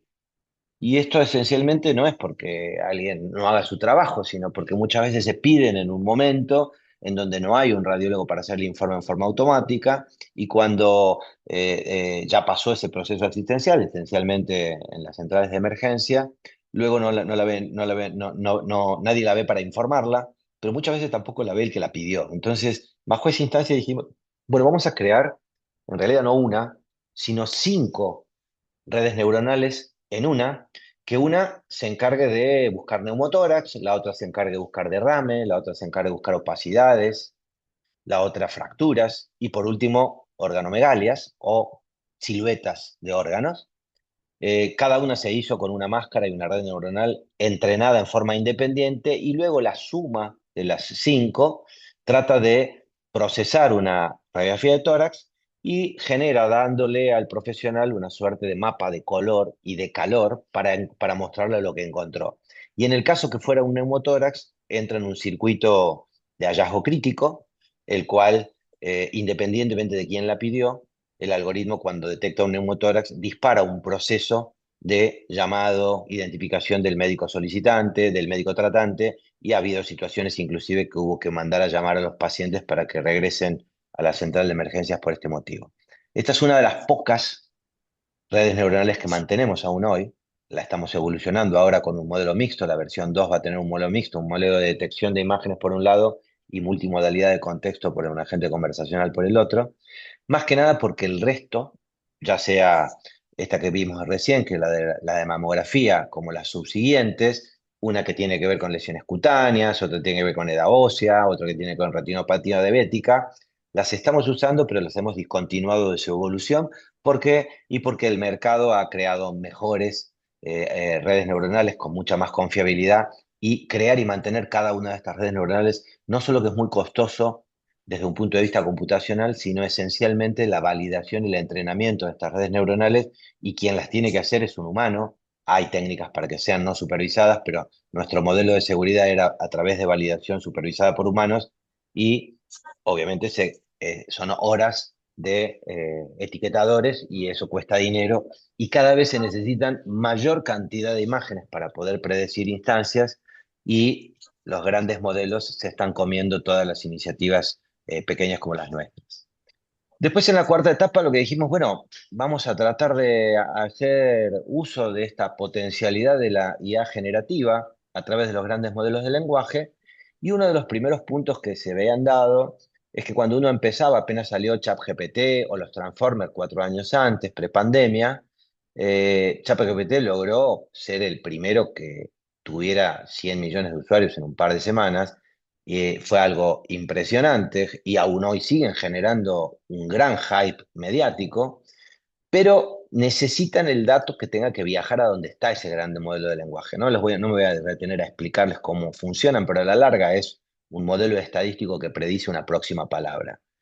Pero el gran drama con esto era que uno tenía que entregar los datos. Entonces nosotros tomamos una postura mucho más distante al inicio y creamos un asistente conversacional que se llama Tana, que está basado en grandes modelos de lenguaje, pero está diseñado en fases para dar información clínica a los pacientes usando el lenguaje natural. Y ahí aparece algo que tienen abajo, algo que se llama RAG, se llama Retrieval Augmented Generator, es decir, es un esquema en el cual los datos te los quedás vos y le mandas solamente el contexto al LLM. Esto es un poco lo que funciona el esquema que funciona en nuestro hospital. El médico pregunta, hay un agente interno que se... ¿Perdón? ¿Alguien hizo una pregunta? No, no, no, perdón, ya está Ok. silenciado. El agente queda interno, todo esto está en nuestro contexto, en nuestra base de datos, en control de tecnología. Va a buscar 70 millones de documentos clínicos que se han almacenado en los últimos años desde que tenemos historia clínica electrónica, también va a buscar algunos módulos específicos de la historia clínica y es lo que se llama la orquestación de la pregunta. Cuando el profesional hace la pregunta dentro de nuestra historia clínica, esta Tana, este asistente conversacional de inteligencia artificial generativa, se mete en la historia clínica del paciente, busca todos los datos, pero solo va a enviar los pedacitos que tienen contexto para la pregunta que se hizo. No va a mandar todo. Un paciente puede tener 5.000 documentos, va a mandar los 3 o 4 que ameritan ser fuente de información contextual a la pregunta que hizo el profesional. Y eso a mí me posibilita no solo que preservo los datos y los controlo, sino posibilita que luego yo puedo ir a buscar el LLM que mejor funcione, porque encima eso es otra cosa, van cambiando de semana a semana, día a día cambian en su performance, cambian en el modelo, cambian en el entrenamiento y cambia la forma en la cual entregan el resultado. Y puede que en un lugar en donde yo tengo que procesar una imagen ande mucho mejor el de Google, y en otro lugar donde tengo que procesar un texto ande mucho mejor el de Anthropic. Y yo puedo ir cambiando los punteros a cada uno de ellos. Lo que se paga son los tokens, es decir, la cantidad de palabras o términos que yo le mando por contexto y lo que me va a responder. No es tan caro eso, pero tiene que estar embebido en un sistema de información en donde se le pueda dar control y seguridad. Eso es lo que hizo. Y cada uno de ellos, este motor que funciona así, tiene diferentes usuarios y utilidades. Esencialmente son 4. Uno para los profesionales de la salud, ahora les muestro uno mandando, es decir, acompaña a los miembros del equipo de salud adentro de la historia clínica en forma activa o en forma reactiva. El segundo es para los pacientes, el tercero es para los alumnos y el cuarto es para los colaboradores, es decir, para los que no tienen instancias asistenciales directas, pero sí son soporte y son personal auxiliar en los procesos de atención. Cada uno de estos dominios, Tana se encarga de dar una respuesta diferente. Después, si quieren, en el debate les puedo contar algunas cosas que ya están sucediendo, pero un poco esto funciona así, adentro de la historia clínica se abre, el médico puede escribir lo que está queriendo, lo que quiere preguntar, esto va, busca en las herramientas y genera luego la interfaz todo el resultado. De la misma manera que ustedes lo pueden hacer en Gemini o en ChatGPT haciendo una pregunta, con la diferencia que acá se nutre solamente de los datos de la historia clínica, no va a buscar cosas afuera, no puede alucinarla, puede, pero la tasa de alucinación es muy baja porque yo le pongo, o nosotros le ponemos, un montón de salvaguardas o guardrails en lo que se llama el prompt maestro, que es un prompt que está antes del que escribe el profesional. Entonces va con un prompt que yo le digo un montón de cosas de lo que tiene que hacer, lo que no puede hacer, más lo que escribe el médico, todo eso va con el contexto de los datos del paciente y eso es lo que responde este sistema. Pero esto se lo responde tanto a los médicos como a los pacientes, a los colaboradores y en el caso de la universidad a los alumnos. Y un punto ya para terminar y dejar espacio para que podamos debatir. eh, yo les diría que hay que tratar de no llegar. Hoy está como muy de moda el concepto de agentes y qué son los agentes y que van a andar barrio y van a hacer un montón de cosas buenísimas, lo cual es muy seguro que sí. Pero en medicina, y acá es donde viene el concepto de la utilización, la ética en el uso que uno pone, nosotros hemos tomado la decisión que no vamos a llegar por ahora a niveles de agentes totalmente autónomos. ¿Por qué? Porque el nivel en el que estamos es el nivel de prompting, es el médico preguntando. Más que nada, tratando de que pase agua abajo del puente y ver un poco hacia dónde va esto y cómo poder evitar que haya nuevos mecanismos de error para la seguridad del paciente. El segundo nivel son workflows, son prompts embebidos en algún lado en donde hay un trigger, hay un disparador y se dispara algo, pero también sigue siendo ese disparador algo definido por un profesional. Hay un nivel de automatización porque el workflow se dispara y hace algo, como por ejemplo una regla, una alerta, un recordatorio. Pero el tercer nivel es de los agentes donde acá está orientado a las acciones y son autónomos y ejecutan en forma autónoma esos planes. En medicina, desde mi punto de vista, en este momento no sería deseable incorporar niveles de agentes totalmente autónomos, precisamente porque el sistema se convierte en un elemento punible y sacamos al profesional tomando la decisión del circuito y eso es algo que en este momento creo que no es aconsejable hacer. Así que bueno, esto es lo que tenía para compartir de nuestra experiencia, pero dejo abierto para el final, para el debate, para cuando ustedes quieran que veamos algún tema en particular. Bueno, Daniel, muchísimas gracias. El que quiera puede ir haciendo sus preguntas en el chat o al final las harán todas juntas y ahora invitamos a María Elisa Barone a que dé su disertación. Hola, buenos días. Gracias a todos. No sé si se ve la presentación. Sí, ahí ¿Se se ve. ve? ¿Se ve y se Ahí se ve. escucha? Sí, sí, se Bueno, ve y se escucha bien. bueno, buenos días a todos y gracias por las presentaciones anteriores. Entonces, yo me voy a ocupar un poco de los aspectos éticos y legales que ya muchos fueron mencionados. Entonces, los objetivos es, en primer lugar, de esta pequeña presentación, es reconocer que el avance tecnológico ha irrumpido y está modificando la vida cotidiana de las personas y también en la atención de la salud.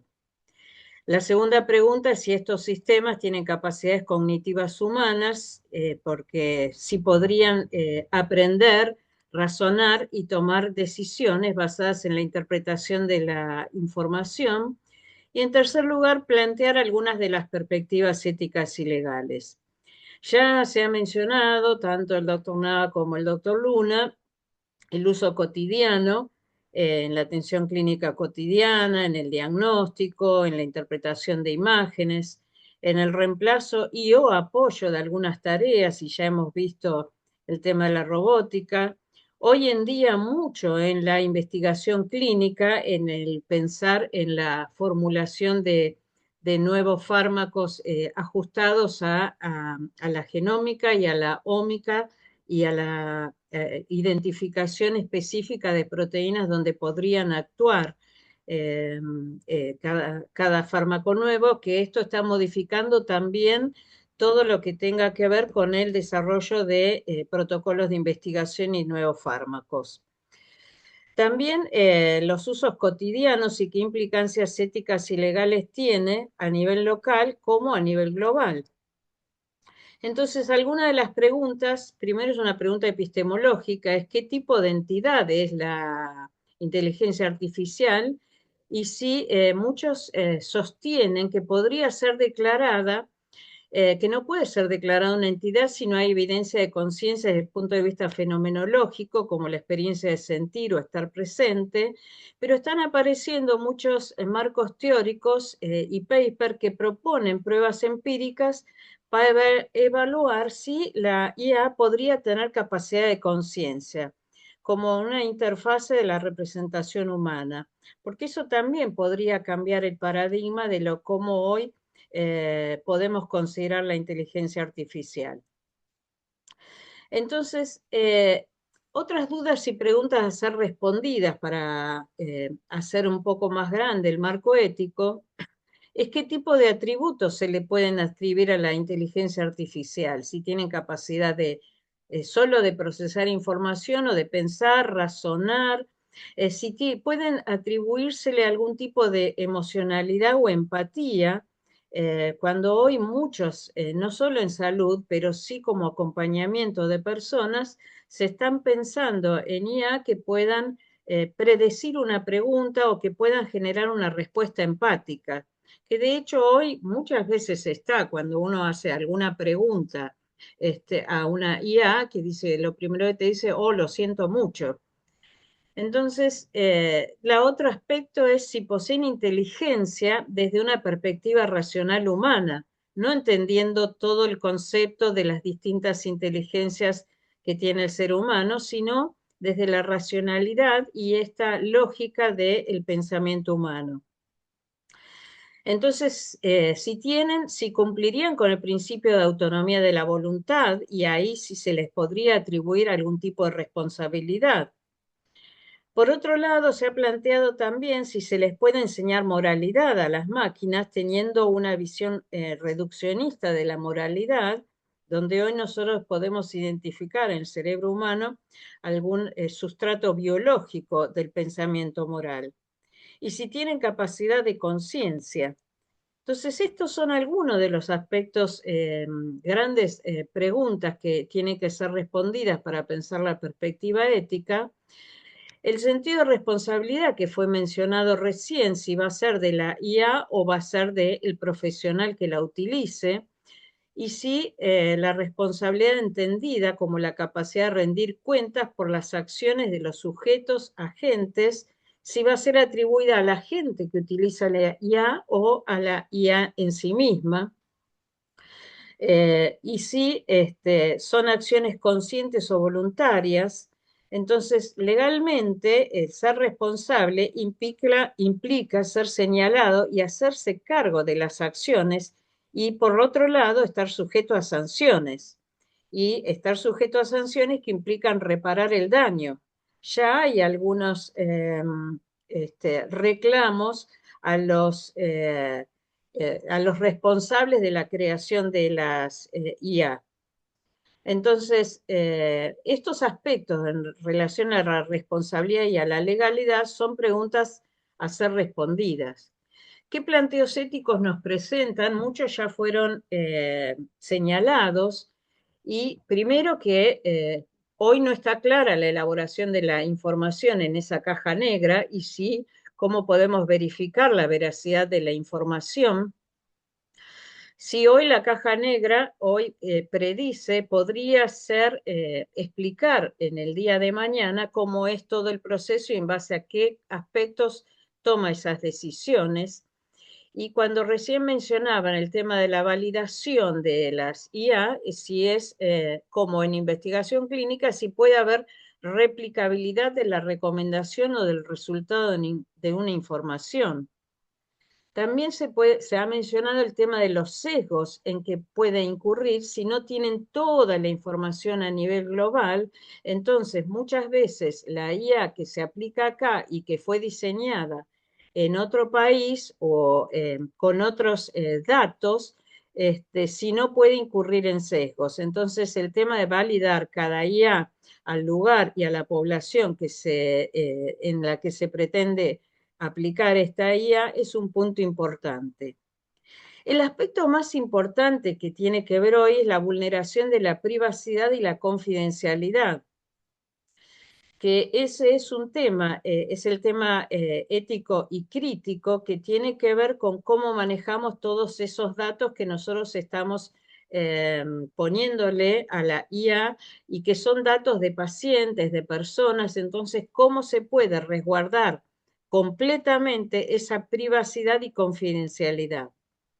Si se le puede escribir una responsabilidad moral a la IA, como ya se fue mencionado, y si hoy se requiere un consentimiento informado de los pacientes para poder atender y utilizar la IA, ya sea en el consultorio o ya sea en una institución de salud. ¿Estamos seguros de que el paciente quiere que se utilice la IA para poder complementar la atención médica?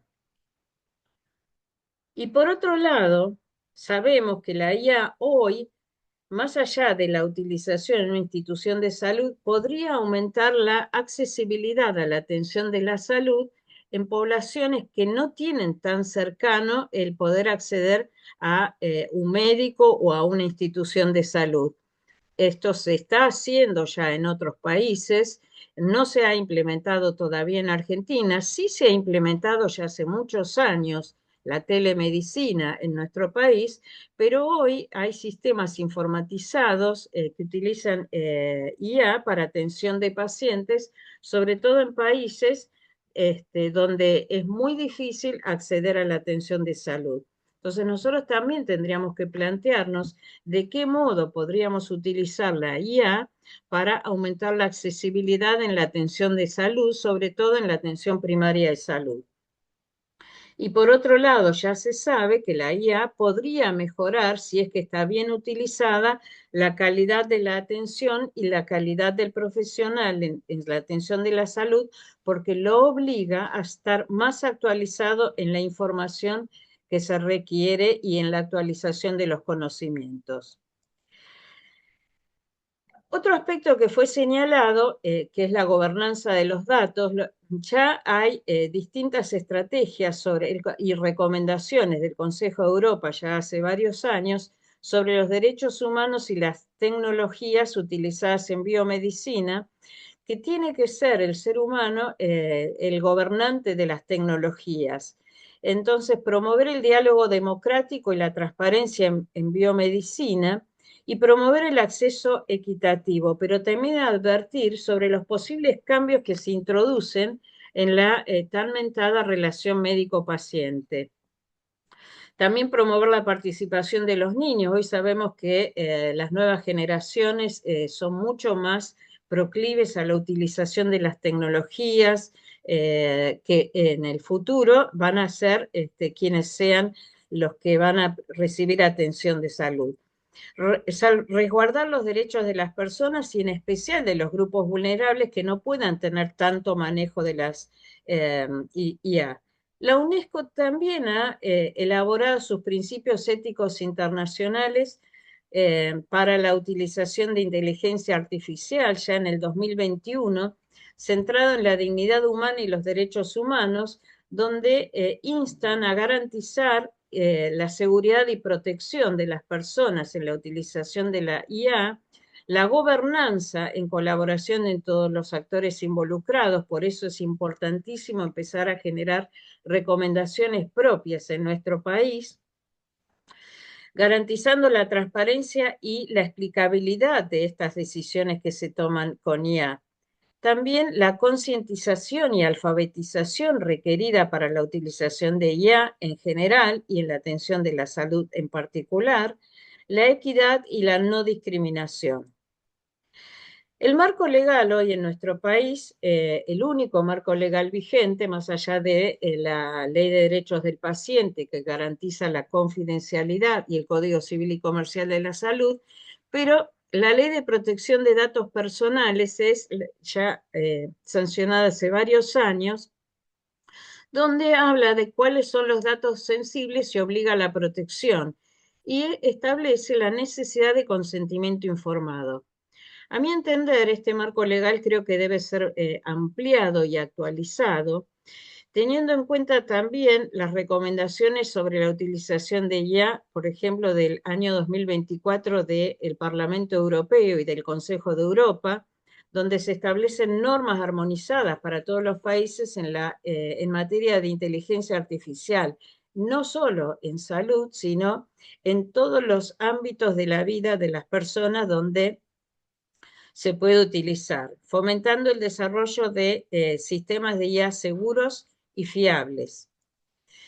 En este marco legal, las normas basadas en el riesgo, por ejemplo, los sistemas de biometría, de control de fronteras, que inclusive podría categorizar a las personas, la comercialización de esos datos, que también es otro aspecto también a tener en cuenta, donde es muy importante el pensar. Hoy sabemos que el dueño de los datos es el que tiene el poder. Entonces, la comercialización de esos datos, inclusive los datos en salud que registramos en un sistema de IA, podrían ser comercializados y utilizados para pensar cuáles son las patologías más prevalentes, a cuáles me voy a dedicar para generar más ensayos clínicos. Entonces, tener en cuenta estos aspectos son fundamentales para poder ser gestionados y regulados con gobernanza de estos datos. La transparencia y la gestión de los riesgos para los modelos de IA son necesarios para pensar cómo vamos a hacer esa gobernanza de los datos. La supervisión del mercado, hoy sabemos que hubo mucho hackeo, inclusive en nuestro país, de instituciones de salud, donde se han hackeado datos de pacientes. Entonces es importante el pensar cómo vamos a garantizar a través de blockchain esta seguridad de los datos. También el aspecto de la innovación, centrándose en las pequeñas y medianas empresas que van a generar estos sistemas de IA que nosotros aplicamos y utilizamos. Y también algunos aspectos que hay que tener en cuenta cuando estos datos y estos sistemas de IA son utilizados para salud, pero también con fines militares y defensa o con fines de investigación. Entonces es fundamental en este marco legal pensar cómo nosotros deberíamos ampliar nuestro marco jurídico en la Ley de Protección de Datos. En este dossier de julio del 2025 del Congreso de la Nación, encontramos 13 proyectos de ley en el Honorable Senado de la Nación y 34 en la Cámara de Diputados, pero ninguno de estos habla específicamente de la IA en aspectos específicos referidos a la utilización de la IA en salud. Sí hablan de los sistemas biométricos, de los sistemas se ha pensado también en sistemas de registro de criminalidad, en protección de fronteras, en los controles biométricos, pero ninguno habla de aspectos relacionados a la IA utilizada en salud en general, más allá de lo que las distintas instituciones en particular pueden generar como seguridad de los datos. Entonces, este es un desafío que nosotros desde salud debemos retomar, levantar el guante y pensar qué cosas deberíamos recomendar para generar un marco legal específico, si es necesario, si alcanza con esa ley de protección de datos que ya tiene varias décadas y que no ha contemplado estos aspectos de la IA. Entonces, pensar también en los neurodatos, la declaración de neurodatos de la Red Iberoamericana de Protección de Datos, porque hoy habla de que las máquinas son capaces de leer nuestros impulsos mentales, procesarlos e interpretarlos, y que podrían alterar en el futuro nuestro concepto de ser humano. Muchas de las IA se han, así como en los 80 los antidepresivos se han utilizado como para mejorar y se ha planteado en algún momento si una persona que se utilizaba antidepresivos era realmente autónoma, hoy la neurotecnología omnipresente está y podría ser utilizada para reforzar el pensamiento y la conciencia humana. Entonces, la ley de protección en materia de neurociencia, neurotecnología y derechos humanos, la Organización de Estados Americanos ha elaborado en el 2023 una declaración de principios en materia de neurociencias, donde habla justamente de la autonomía y de la privacidad de la actividad neuronal, la protección de los derechos humanos, y los datos neuronales como datos personales sensibles. Ustedes fíjense que esto no está en nuestra ley de protección de datos. Entonces, estos datos neuronales, estos registros que podrían hacerse de el curso del pensamiento humano, es fundamental para empezar a pensar qué cosas debiéramos nosotros garantizar desde la perspectiva bioética. Entonces, el consentimiento expreso informado también de la utilización de los datos neuronales, especial protección para el caso de niñas, niños y adolescentes, de personas con discapacidad o de privadas de su libertad, y la igualdad y no discriminación.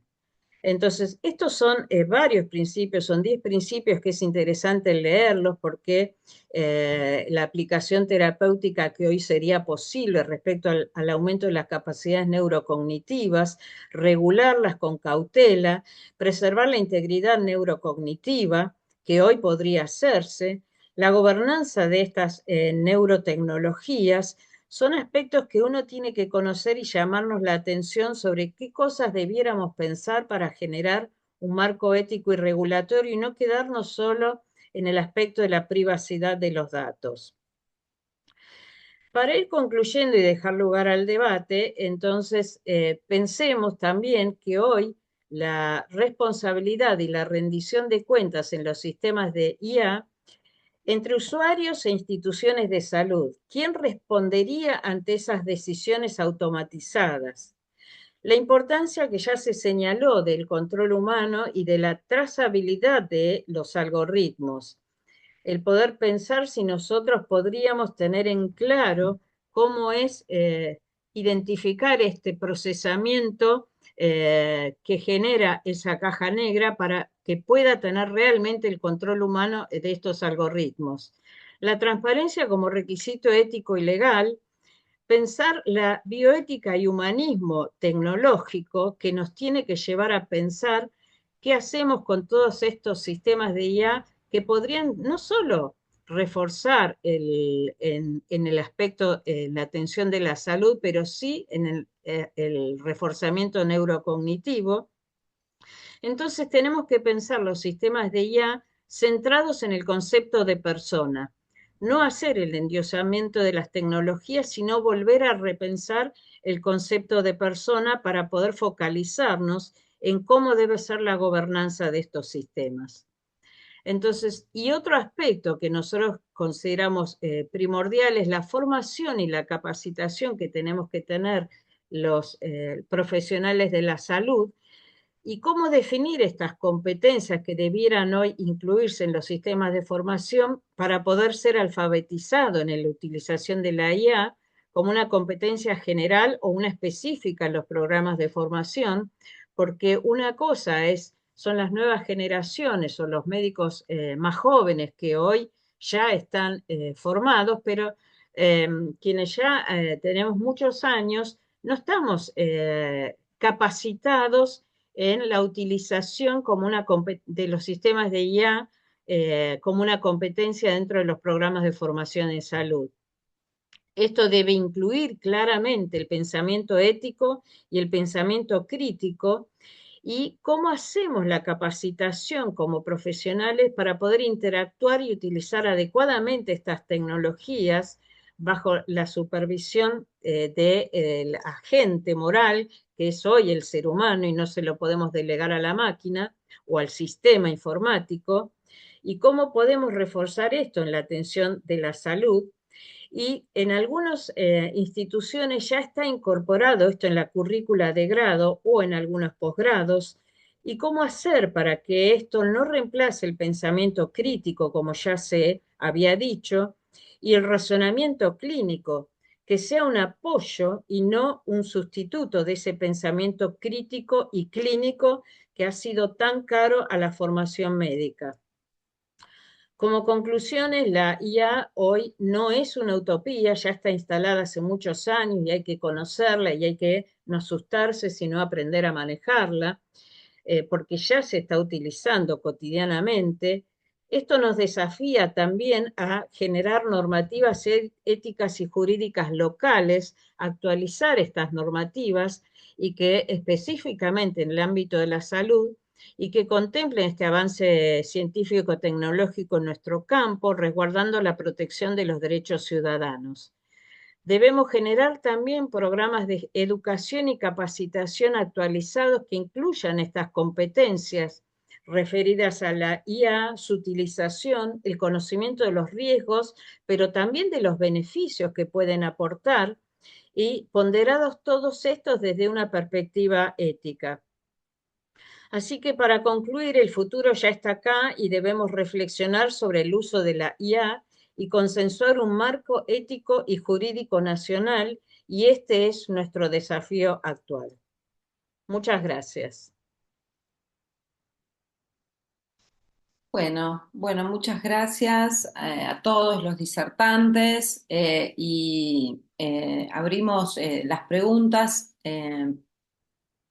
a quien desee hacer alguna pregunta. Yo noté algunas a medida que que se iba desarrollando la charla. Una pregunta para Daniel era si esta base de datos que se utiliza en el hospital cuán aplicable es a otras instituciones de salud.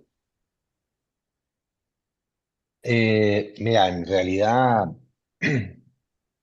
las aplicaciones, la base de datos es propia del hospital, esa base de datos no es compartida, también por una instancia legal de guarda o tutela que tiene toda institución sobre los datos clínicos, independientemente del formato, sean electrónicos o en papel.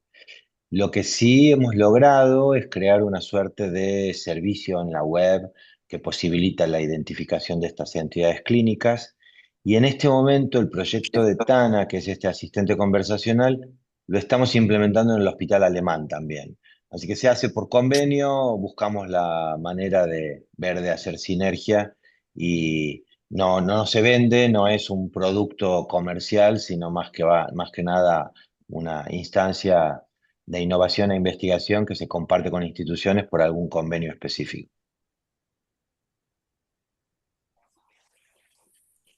Bueno, muchas gracias. Y con respecto a Tana y a Tana Educa, esto quería yo preguntar si es una herramienta que ya se está implementando en el pregrado, porque sé que obviamente el Hospital Italiano tiene una facultad de medicina, si ya los alumnos de las carreras de salud van incorporando estas herramientas de la inteligencia artificial a su currícula. Mira, hay mucha experiencia en la universidad en el sentido de formar a los docentes, entender, poner reglas claras de cómo se utiliza la IA generativa en el proceso formativo. Recordemos que no solo es el grado, sino también es el posgrado. Todas las residencias dependen del área de posgrado de la universidad. Ahora, lo que estamos haciendo la prueba de piloto con la parte de educación es con los maestrandos de perdón, los maestrandos de la maestría de informática en salud. Estamos haciendo el piloto ahí. Tiene como dos grandes dominios. Un dominio tiene que ver con la gestión académico-administrativa, es decir, preguntar cosas de notas, preguntar cosas de su historial, correlatividad, el programa, el estatuto de la universidad. Y después una segunda instancia que es haberlo alimentado con todos los libros de la maestría, libros que se han escrito específicamente para la maestría, que el equipo de la universidad y del Departamento de Informática en Salud, y actúa como un tutor en donde ya no van a buscar la IA generativa de Gemini o de ChatGPT o la que tenga cada uno, sino que se les da un espacio curado con información propia de la maestría y es ahí donde lo estamos aplicando como piloto. Luego esto lo vamos a llevar a los alumnos de grado, esencialmente no solo para el proceso formativo, sino también para cuando hacen instancias de documentación clínica, es decir, que actúe de una manera diferente el asistente conversacional, no tanto dando las respuestas, sino generando nuevas preguntas. Ante una pregunta de un alumno, identifica que es alumno y cambia lo que se llama el mood, la forma en la cual contesta, porque se les plantea específicamente que genere un proceso de intelectualización del usuario. Bueno, muchas gracias. Hay una pregunta para el doctor Navas referente a si hay un interés en tener un programa con una historia única en el país. Si contesto mal, yo creo que Daniel me puede llegar a pegar, pero la respuesta es fácil. No, no se puede tener una historia clínica única en el país. Digo, las razones son muchísimas. Sí hay una intención, es cierto, del Ministerio de Salud de la Nación de, este, de promover el uso de una herramienta que es la historia de salud, HSI, Historia de Salud Integral, como una herramienta cuasi única, pero técnicamente es imposible. Yo lo voy a poner de ejemplo a Daniel, digo, nadie puede ir al hospital italiano a decir, bueno, ahora tienen que cambiar el sistema por este otro sistema, y además lo sabemos muy bien, con Daniel, digo, todas las instituciones tienen particularidades, todas las instituciones tienen características que las hacen únicas y propias. Y llevar una historia clínica de un lugar a otro realmente es bastante inviable porque uno después termina haciendo tantas adaptaciones que termina siendo algo diferente, ¿no? Que termina siendo algo único y cuando lo lleva a un tercer lugar tiene que volver a hacer adaptaciones.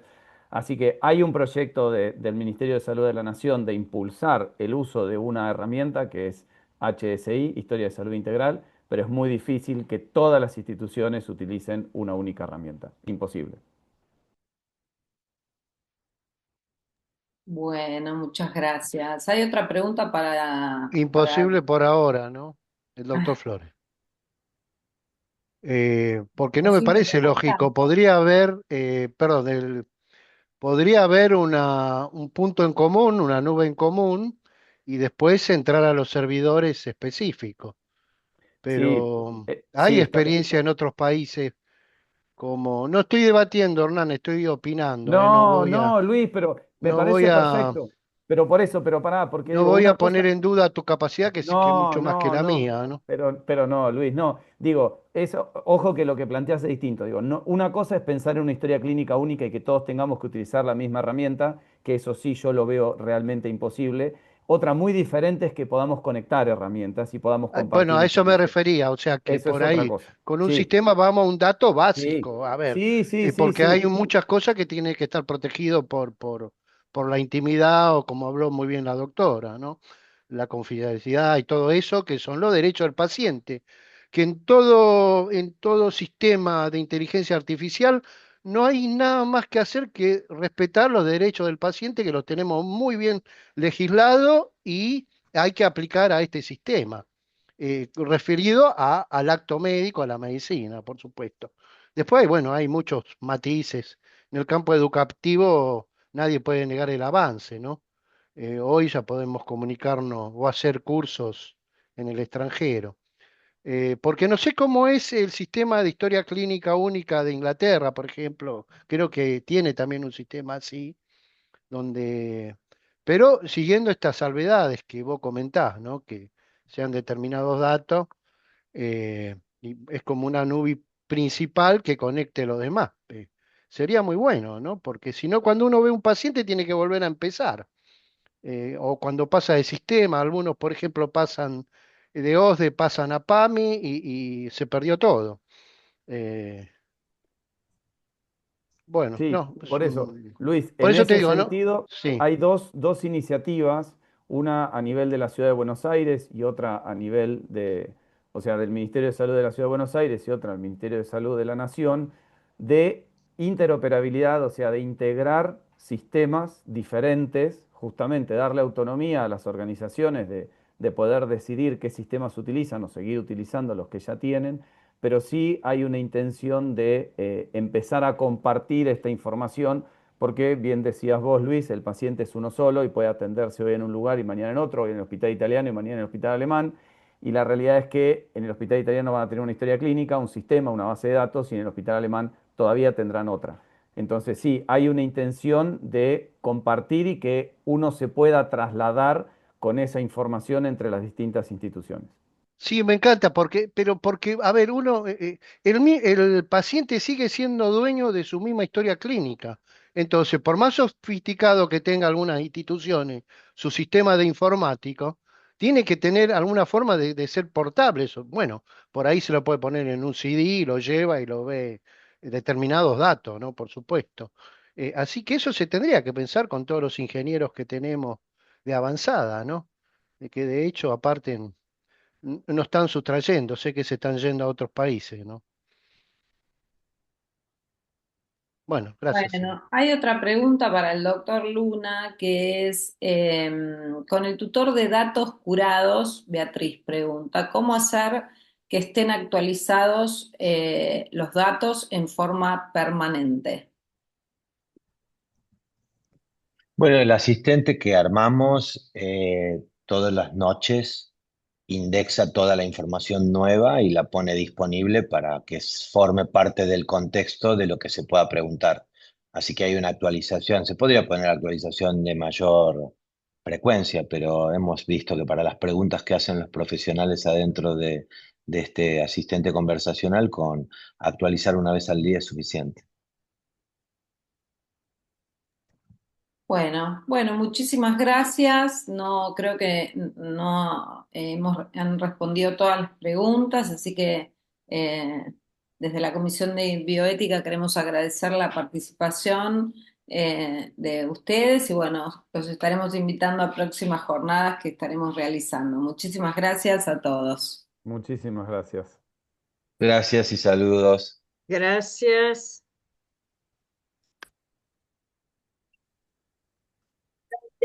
Gracias y buen día. Doctora Vilagamba, integrantes, felicitaciones. Gracias, gracias.